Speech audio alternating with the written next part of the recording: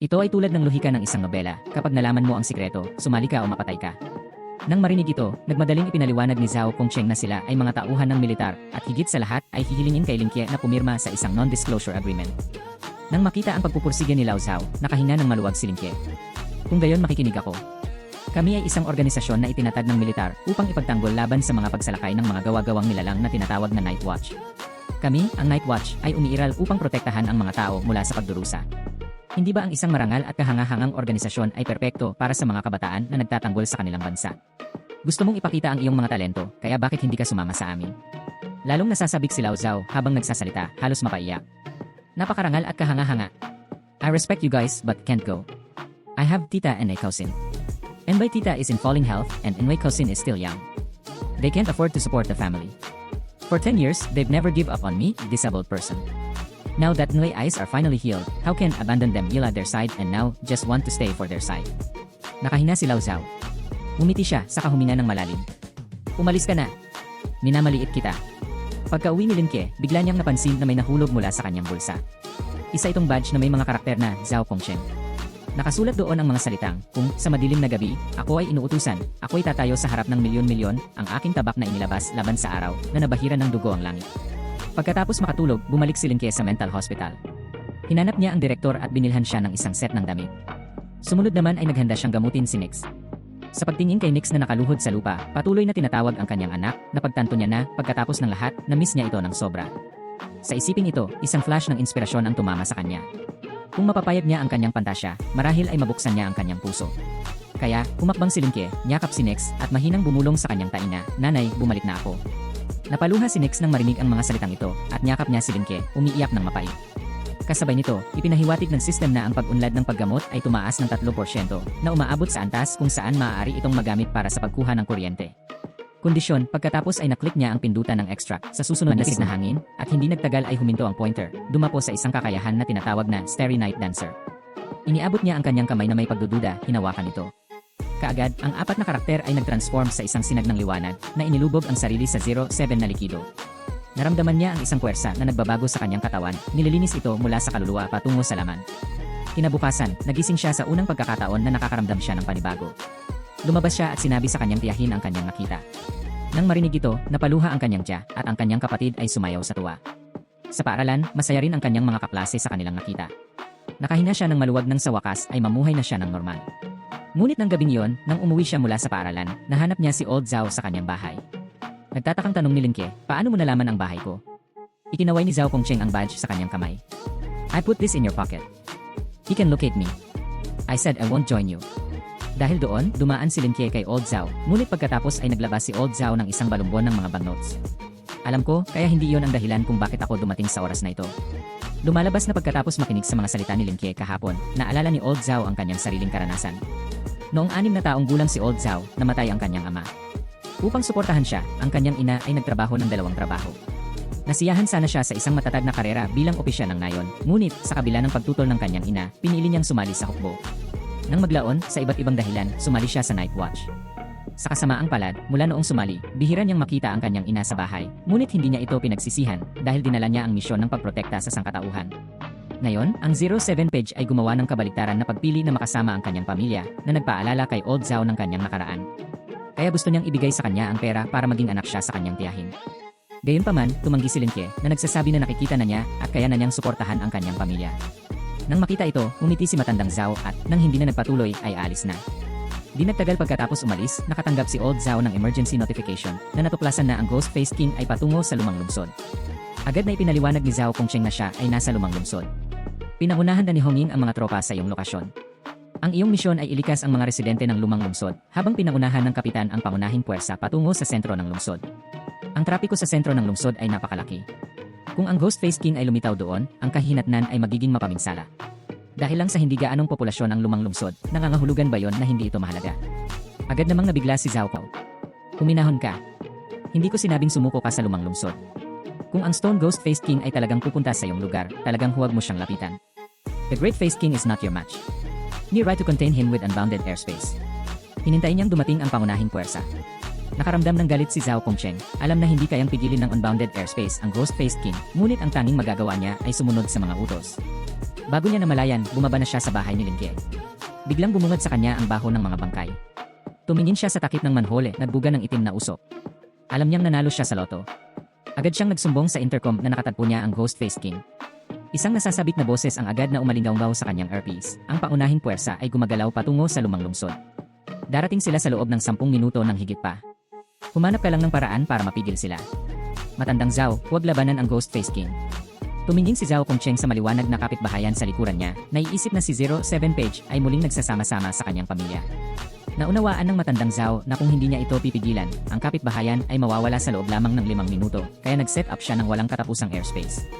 Nagsalita siya sa intercom na nagsasabing, "Xiangnan, naaalala mo ba ang sinumpaan natin?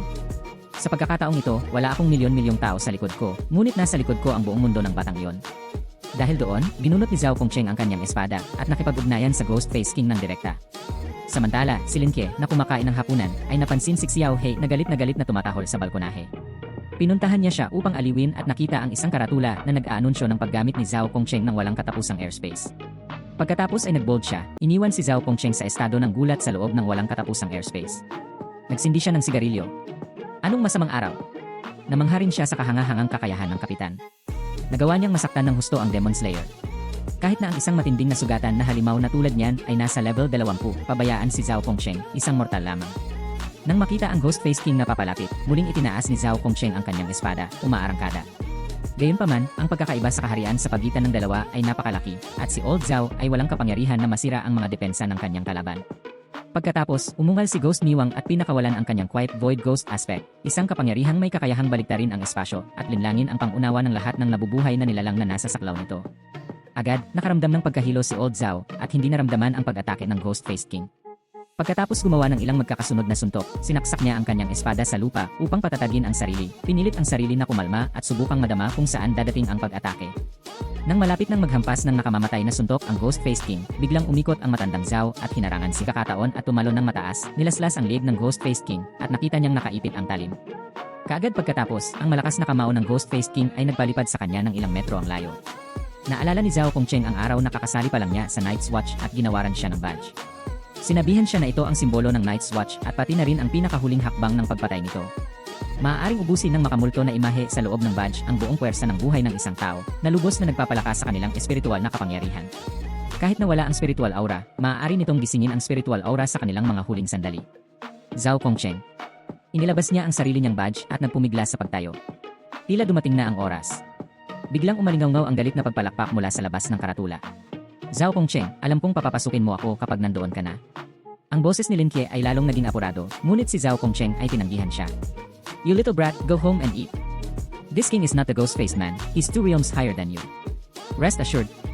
As long as I'm here, Zhao Kongcheng can't harm your family in this place. Dahil doon, binunot niya ang kanyang espada at mabangis na sinaksak iyon sa kanyang sariling leg. Agad na lumakas ang kanyang momentum at naiwasan ni Jingsu Ningsheng ang nakakuyom na buhol. Sa isang strike, pinutol niya ang braso ng Ghostface King. Nang makita ang naghihirap na Ghostface, ang mga mata ni Wang Lao Zhao ay kumikinang na pula habang siya ay tumawa ng buong puso. Alam kong ang aking Zhao Kongcheng ay isang damn genius. Nang makita ito, muling ginamit ni Mi Wang ang kanyang Ghostface technique para igapos si Lao Zhao. Ngunit ang kasalukuyang Lao Zhao ay isang mundong malayo sa dati. Sa isang indayob ng kanyang espada, ang Ghostface King ay parang salamin, madaling mabasa. Sa sandaling iyon, naramdaman ni Zhao Kongcheng ang matinding kirot sa kanyang puso. Alam niyang kakaunti na lang ang natitira niyang oras at kailangan niyang lumaban ng mabilis. Ipinatawag niya ang kanyang lakas at nakipag-ugnayan muli sa Ghostface King, naramdaman ang paghina ng kanyang sariling kapangyarihan. Pagkatapos ng ilang round ng labanan, hinampas ni Zhao Kongcheng ang braso ng Ghostface King, hiniwa ito ng pira-piraso, ngunit pinalipad din siya ng suntok ng Ghostface King. Ang matandang Zhao ay nagpumigla sa kanyang mga paa, na iniluwa ang isang subo ng itim na dugo. Wala siyang nararamdamang sakit sa sandaling ito. Alam niyang hindi pa patay ang Ghostface King, kaya hindi siya madapa. Biglang sumabog ang malakas na putok mula sa likod ni Zhao Kongcheng. Lumingon siya na may pagtataka. Anong ginagawa mo? Ang kanyang buhok. Sinamaan ko lang siya ng tingin at nagpaputok siya. Lumalabas na siya ang nag-trigger sa mga mandirigma ng Xingye nang lumubog ang gabi na nagpapahintulot sa banal na kapangyarihan ng Seraph na makalusot sa hadlang.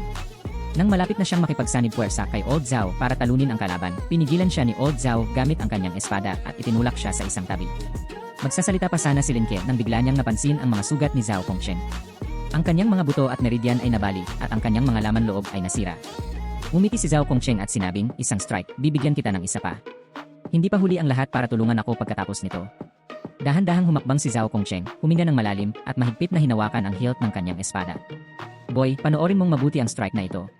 Ito ay magiging isang kamanghamanghang strike. Ang buwan ay kumislap at sa biglaang paglitaw ng isang higanteng pulang gasuklay, ang ulo ng Destruction Kin ay naputol at si Zhao Kongcheng ay bumagsak ng diretsyo sa lupa. Hinawakan niya ang artikulo at mahinang ngumiti. Not bad. At least nakaranas ako ng kaunting lakas bago ako mamatay. Ele, nagawa ko na. Itinutok niya ang kanyang espada patungo sa kailaliman na bahiran ng dugo ang langit. Napaluha si Lin Ke. Napakagwapo ng hampas ng kutsilyong iyon. Mas gwapo pa sa kahit sinong nakita ko. Pwede mo ba akong turuan? Teka. Habang tinatapos ni Lin Ke ang kanyang mga salita, tuluyang nawala ang galit ni Old Zhao. Habang si Lin Ke ay nagbabantay sa kanya, ang ulo ng Ghostface King sa malapit ay biglang pumutok at isang pulang gagamba ang gumapang palabas. Gayunpaman, kahit na noon, bumubulong pa rin si Lin Ke, wala akong utang na loob sa iba. Ibinigay mo sa akin ang buong mundo mo, ngunit ano ang magagawa ko para sa'yo?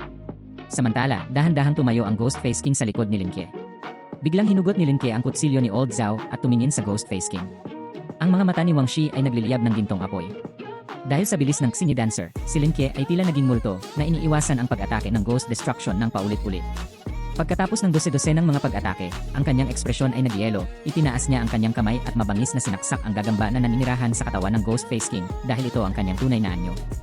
Gayunpaman, masyadong malaki ang agwat sa pagitan ng dalawa. Ang pag-atake ni Lin Ke ay maaari lamang mag-iwan ng kaunting sugat, ang hampas niya ng espada ay walang kakayahang pumatay. Inis niyang tabak ang kanyang espada, 10 beses na sinaksak pagkatapos ay 1,000 beses. Buong lakas, paulit-ulit niyang sinaksak ang mukha ng multo, nagmamasid.